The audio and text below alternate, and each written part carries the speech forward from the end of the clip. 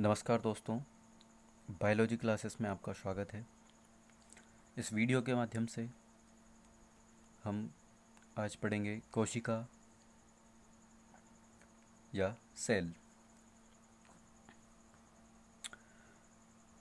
कोशिका प्रत्येक सजीव की संरचनात्मक तथा कार्यात्मक इकाई होती है, अर्थात प्रत्येक जीव कई सारी कोशिकाओं से मिलकर बना होता है। जैसे हम देखते हैं कि एक घर कई सारी छोटी छोटी ईंटों से मिलकर के बना होता है, उसी तरह प्रत्येक जीव का शरीर छोटी छोटी कोशिकाओं से मिलकर के बना होता है। यदि हम जीवों के शरीर के संगठन की बात करें तो कुछ इस तरह से जीवों के शरीर का संगठन होगा। जैसे कि सबसे पहले कोशिका स्मॉलेस्ट यूनिट की तरह कार्य करेगी। कोशिकाएं जब विभाजित होती हैं, विभाजित होकर के वो ऊतक का निर्माण करती हैं।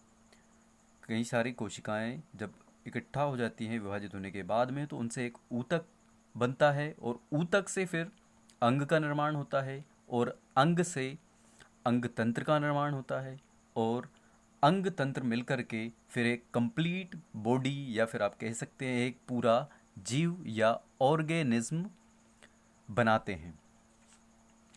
अब हम देखेंगे आगे जो कोशिकाएं हैं उनके प्रकार। कोशिकाएं कितने प्रकार की होती हैं? कोशिकाएं मुख्यतः दो प्रकार की होती है, प्रोकैरियोटिक कोशिका तथा यूकैरियोटिक कोशिका। हम पहले प्रोकैरियोटिक कोशिका को पढ़ते हैं, समझते हैं। प्रोकैरियोटिक कोशिका, जैसे कि यहाँ पर आप देखेंगे प्रोकैरियोटिक कोशिका का मतलब नाम से ही समझ में आ जाएगा। प्रो यानी होता है प्राचीन। इसका मतलब यह है कि ऐसी कोशिकाएं जो कि पहले से ही मौजूद हैं या उपस्थित हैं। इन कोशिकाओं के उदाहरण हैं जीवाणु कोशिका, माइकोप्लाज्मा, ब्लू ग्रीन एल्गी या नील हरित शैवाल। यहाँ पर जो बीजीए आप लिखा देख रहे हैं, बीजीए यानी ब्लू ग्रीन एल्गी। ये जो कोशिकाएं हैं इनको हम प्रोकैरियोटिक कोशिकाएं कहते हैं। इन कोशिकाओं के कुछ लक्षण होते हैं जो कि कुछ इस प्रकार हैं, जैसे कि आप यहाँ पर डायग्राम देख पा रहे हैं। ये जो डायग्राम है ये एक प्रोकैरियोटिक कोशिका का डायग्राम है। प्रोकैरियोटिक कोशिका बहुत सरल कोशिका होती है। इनमें केंद्रक का अभाव होता है, केंद्रक कला नहीं होती है। कोशिकांग इनमें नहीं पाए जाते हैं, जैसे कि ribosomes, mitochondria, Golgi bodies, endoplasmic reticulum. ये सारे जो कोशिकांग होते हैं उनका अभाव होता है। ये एक बहुत सरल कोशिका होती है जो कि किन किन में पाई जाती है? बैक्टीरियास में, माइकोप्लाज्मा में, ब्लू ग्रीन एल्गीज में पाई जाती है। ये हो गया आपका पहला प्रकार प्रोकैरियोटिक कोशिका।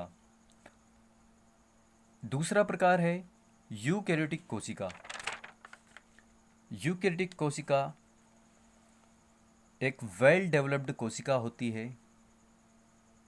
वेल डेवलप्ड यानी यहाँ पर केंद्रक विकसित होता है और यहाँ पर सेल में सेल मेम्ब्रेन्स पाई जाती हैं, सेल वॉल्स पाई जाती हैं। किन किन में पाई जाती है? यूकैरियोटिक कोशिकाएं कवक में पाई जाती है, पादपों में पाई जाती है, जंतुओं में पाई जाती है, प्रोटोजोआस में पाई जाती है। जैसा कि यहाँ पर EU इसका स्टार्टिंग है, EU से होता है। इसका मतलब ट्रू यानी सत्य, यानी कि एक कैसी कोशिका है? ये एक सत्य कोशिका है जिसके अंदर सभी जरूरी कोशिकांग मौजूद होते हैं। जैसा कि आप डायग्राम देख पा रहे हैं, यहाँ पर वेल डेवलप्ड न्यूक्लियस है। न्यूक्लियस यानी केंद्रक है जिसके अंदर जेनेटिक मटेरियल पाया जाता है। जो जीवों का जेनेटिक मटेरियल होता है वो इसके अंदर पाया जाता है। फिर इसके बाद में आप देख रहे हैं यहाँ पर एंडोप्लाज्मिक रेटिकुलम या अंतःप्रदवी जालिका हिंदी में इनको कहा जाता है। एंडोप्लाज्मिक रेटिकुलम दो प्रकार के होते हैं, एक होता है रफ एंडोप्लाज्मिक रेटिकुलम और दूसरा होता है स्मूथ एंडोप्लाज्मिक रेटिकुलम। जो स्मूथ एंडोप्लाज्मिक रेटिकुलम होते हैं, इनकी सतह पर किसी प्रकार के आपको यहाँ पर डॉट्स नहीं दिखाई दे रहे हैं, जबकि यहाँ पर कुछ जो एंडोप्लाज्मिक रेटिकुलम है वहाँ पर कुछ डॉट्स हैं। ये जो डॉट्स हैं ये जो होते हैं ये राइबोसोम्स होते हैं। राइबोसोम्स होने के कारण से इनकी जो सतह होती है रफ सी दिखाई देती है, इसी कारण से इनको रफ एंडोप्लाज्मिक रेटिकुलम कहा जाता है। इसके अलावा यहाँ पर और भी कोशिकांग, जैसे यहाँ पर गोल्गी बॉडी हैं और वैक्यूल्स हैं यानी रिक्तिका, माइटोकॉन्ड्रिया है, ठीक है, और जो इसका ये साइटोप्लाज्म या कोशिका द्रव्य। इस तरह से आपके सामने एक यूकैरियोटिक कोशिका का चित्र है जो कि आप भली भांति इसको समझ चुके हैं। अब यूकैरियोटिक और प्रोकैरियोटिक कोशिका से संबंधित कुछ चीज़ें हैं जो मैं आपको बता रहा हूँ। जैसे कि दोनों में यदि हम डिफरेंस करें तो एक मुख्य डिफरेंस तो ये होता है कि यहाँ पर जो राइबोसोम्स पाए जाते हैं, यूकैरियोटिक कोशिका में 80S प्रकार के राइबोसोम्स पाए जाते हैं और प्रोकैरियोटिक कोशिका में 70S प्रकार के राइबोसोम्स पाए जाते हैं। दूसरा अंतर यदि हम देखें तो इनमें प्रोकैरियोटिक कोशिका जो होती है इनमें कोशिकांग का अभाव होता है, केंद्रक वेल डेवलप्ड नहीं होता है, इसका जो जेनेटिक मटेरियल होता है कोशिका में स्कैटर्ड रहता है यानी बिखरा रहता है, जबकि जो यूकैरियोटिक कोशिका होती है इसमें वेल डेवलप्ड केंद्रक यानी पूर्णतः विकसित केंद्रक पाया जाता है, इसमें कोशिकांग पाए जाते हैं। इस तरह से इनमें कुछ मुख्य अंतर पाए जाते हैं। कुछ महत्वपूर्ण बातें कोशिका से संबंध में, जैसे कि कोशिका का अध्ययन सबसे पहले किसने किया था, तो यहाँ पर आप देखेंगे क्वेश्चन मैंने आपके लिए लिखा हुआ है, कोशिका का अध्ययन सबसे पहले रॉबर्ट हुक ने 1665 यानी 1665 में किया था। दूसरा महत्वपूर्ण प्रश्न है, जीवित कोशिकाओं को सबसे पहले किसने देखा था, तो इसका उत्तर है एंटोनी वॉन ल्यूवेनहॉक।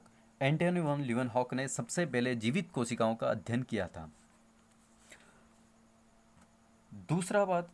अगला क्वेश्चन है, कोशिका का अध्ययन जो होता है उसको कौन से विज्ञान के अंदर किया जाता है या उसको क्या कहा जाता है, तो इसका उत्तर है साइटोलॉजी, यानी कोशिका का जो अध्ययन किया जाता है साइटोलॉजी या कोशिका विज्ञान के अंदर किया जाता है।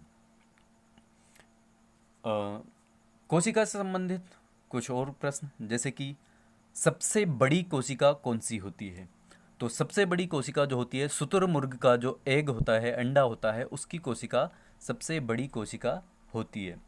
और यदि हम सबसे छोटी कोशिका की बात करें तो सबसे छोटी कोशिका माइकोप्लाज्मा होती है जो कि एक प्रोकैरियोटिक कोशिका होती है।